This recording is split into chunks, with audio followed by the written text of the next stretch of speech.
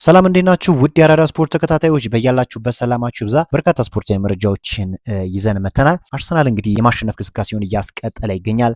ሚካኤል ሞሬኖ ደግሞ በእያንዳንዱ ጨዋታዎች ማለት ይቻላል ጎል እያስቆጠረ ነው። እንግዲህ የአርሰናል ደጋፊዎች ብዙም ቦታ አይሰጡትም። የሌላ ክለብ ደጋፊዎችም ስለሱ ክፉም ሆነ ደግ አይናገሩም፣ ይረሱታል። የተቃራኒ ክለብ አሰልጣኞችም ስለሱ ብዙም አይጨነቁም። እሱን ለማቆም አስቦትም ወደ ሜዳ አይገቡም። የተፈጥሮ ቦታው የመሃል ሜዳ ተጫዋች ስለሆነ አብዛኛው የእግር ኳስ ደጋፊ አትኩሮ አይመለከተውም። ነገር ግን የእሱን አስፈሪነትና ጎል አዳኝነት አንድ ሰው ያወቀው እሱም አሰልጣኝ ሚካኤል አርቴታ ነው። በየጨዋታዎች ይጠቀምበታል። ሜሪኖ እጅግ በጣም አንደርሬትድ ተጫዋች ነው። የሚያስቆጥራቸው ወሳኝ ጎሎች አርሰናልን ብዙ ጊዜ ከጉድ አውጥተውታል።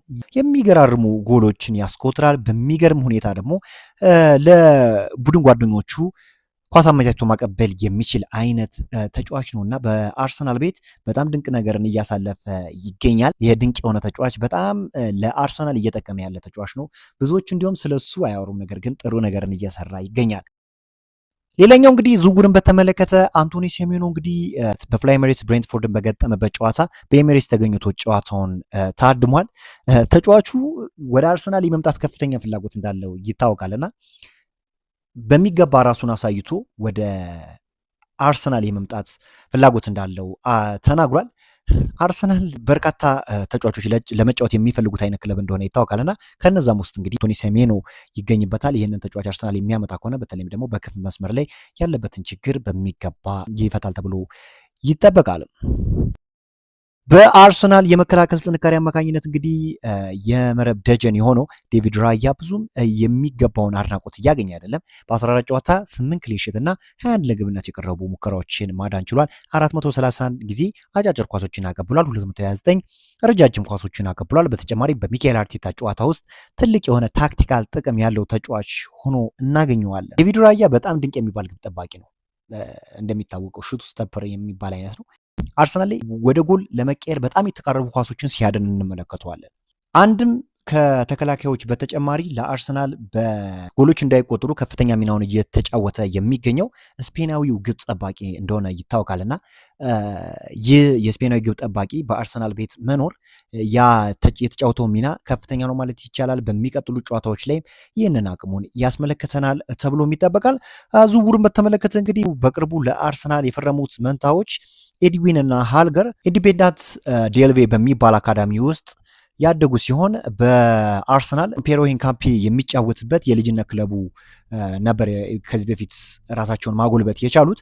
አሁንም እንግዲህ በአርሰናል ቤት ወደፊት ደምቀው ከሚታዩ ተጫዋቾች ውስጥ ይሆናሉ ተብሎ ይጠበቃል። በጣም አቅም ያላቸው ተጫዋቾች ናቸው። አንድሪ ቤርታ በሚገባ አቅም ወይም ብቃት ያላቸውን ተጫዋቾች ወደ አርሰናል በማምጣት አርሰናል የሚገባውን ነገር እንዲያሳይ እየረዳ ይገኛል። የአርሰናል ጊዜ ነው ማለት ይቻላል። አሁን ጨዋታዎችን የሚያሸንፍበት መንገድ አሳምኖ ነው። ይሄን ነገር ደግሞ ወደፊት በሚያደርገው የዋንጫ ግስጋሴ ከሌሎች ክለቦች የተሻለ ነገር እንዲያሳይ የሌሎች ክለቦች ደጋፊዎች እንኳን አርሰናል በዘንድሮ የውድድር ዓመት የፕሪሚየር ሊግ ዋንጫን ከፍ አድርጎ የመሳም ዕድሉ ከፍተኛ ነው። በአውሮፓ መድረክም አርሰናል በነገራችን ላይ በጣም ድንቅ ግስጋሴን እያስመለከተ ይገኛል። በሚገባ ይህንን ነገር ማስመልከት የሚችል ከሆነ እሱን ማሻሻል የሚችል ከሆነ ከዚህም የተሻለ ነገርን እያስመለከተናል ተብሎም ይጠበቃል።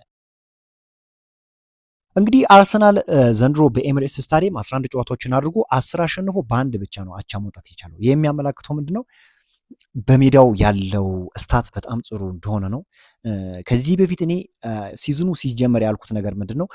አርሰናል ስኳድ ዴፕሱ በጣም አስደናቂ እንደሆነና ይህ ነገር ደግሞ በፕሪሚየር ሊግም ሆነ በአውሮፓ መድረክ ጥሩ ነገር እንዲያሳይ ይረዳዋል ብዬ ስናገር ነበረ። ያንን ነገር ደግሞ መመልከት ችለናል። ገብርኤል ማጋሌሽ እና ዊሊያም ሳሊባ በሌሉበት ጨዋታ ነው እንግዲህ ብሬንትፎርድን ማሸነፍ የቻለው ምንም ጎል ሳይቆጠርበት። ስለዚህ አርሰናል በዘንድሮ የውድድር ዓመት በተለየ ቅርጽ መቅረብ ችሏል።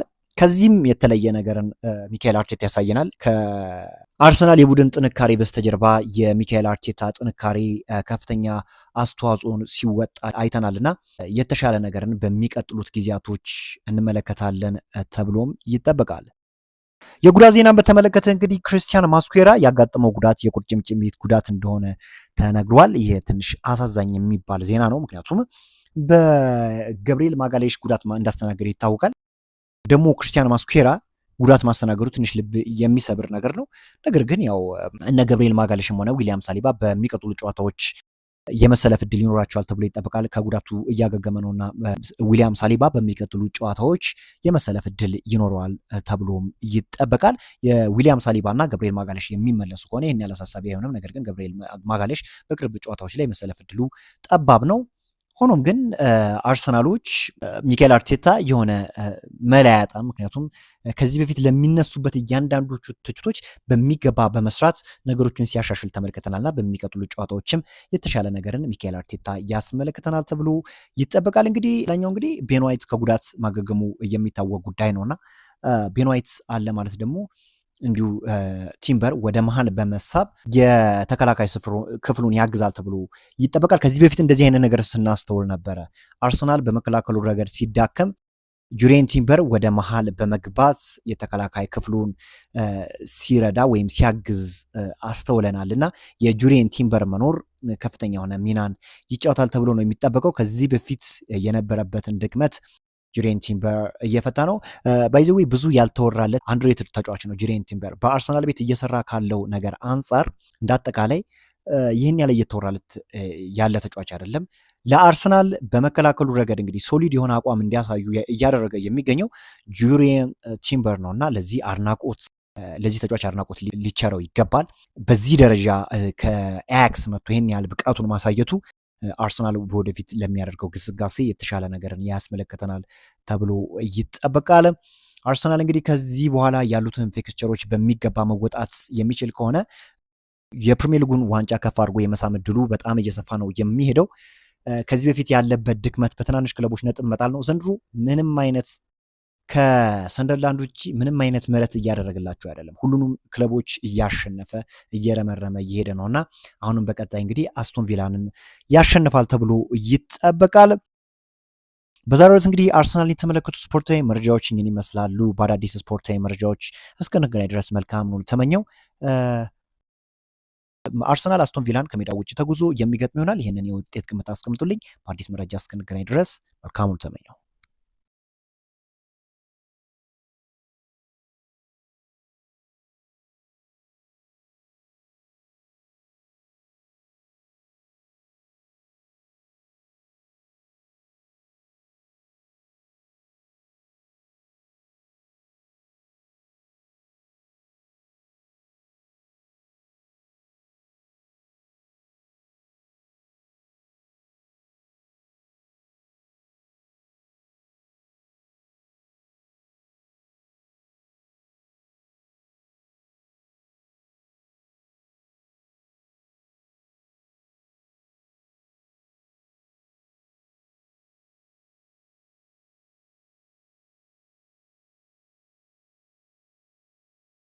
ውጭ ተጉዞ የሚገጥም ይሆናል። ይህንን የውጤት ግምት አስቀምጡልኝ። በአዲስ መረጃ እስክንገናኝ ድረስ መልካሙን ተመኘው።